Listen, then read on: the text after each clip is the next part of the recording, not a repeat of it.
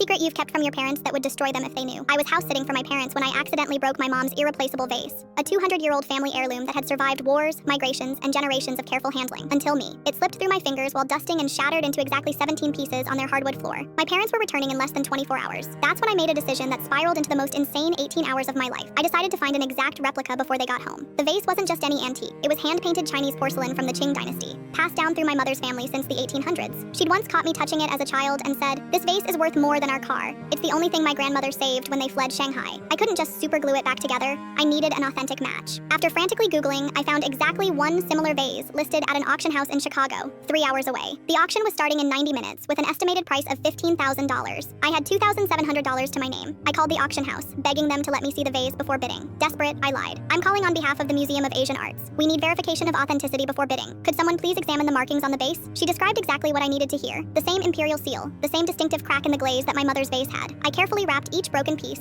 emptied my savings account, and started driving to Chicago. By the time I reached the auction house, I'd secured promises for another $8,000. Nowhere near enough. I registered as a bidder with my maxed out credit card, hands shaking as I signed the forms. The vase was lot number 42. When lot number 42 came up, my stomach lurched violently. The auctioneer started at $5,000. Multiple paddles went up immediately. $7,000, $10,000, $12,500. I raised my paddle at $13,000, knowing I was committing financial suicide. The price climbed to $20,000. At $22,000, it was down to me and one other bidder, a young man about my age in a perfectly tailored suit. At $25,000, I made my final bid, already $14,300 beyond what I could pay. The man studied my face, then nodded slightly and lowered his paddle. The auctioneer's gavel fell. Sold for $25,000 to bidder number 137. I stumbled to the payment office in a daze. This was it. I'd be in debt for years. As I fumbled for my ID, a hand touched my shoulder. It was the other bidder. "Why do you want this vase so badly?" The whole story poured out of me. The heirloom, the accident, my desperate plan. I showed him photos of the broken pieces in my car. To my shock, he started smiling. I've never heard such a story. What happened next still seems miraculous. He paid for the vase, all $25,000, then followed me to my car. After examining the broken pieces, he made a call in Mandarin. An hour later, we were in a small apartment above a Chinese restaurant, watching an elderly man with magnifying glasses meticulously repair my mother's vase. "My grandfather," the young man explained. "He restored artifacts for the National Museum in Beijing before immigrating. The vase I bought will join our family collection. Your mother will never know the difference." By dawn, the restoration was complete. The vase looked perfect.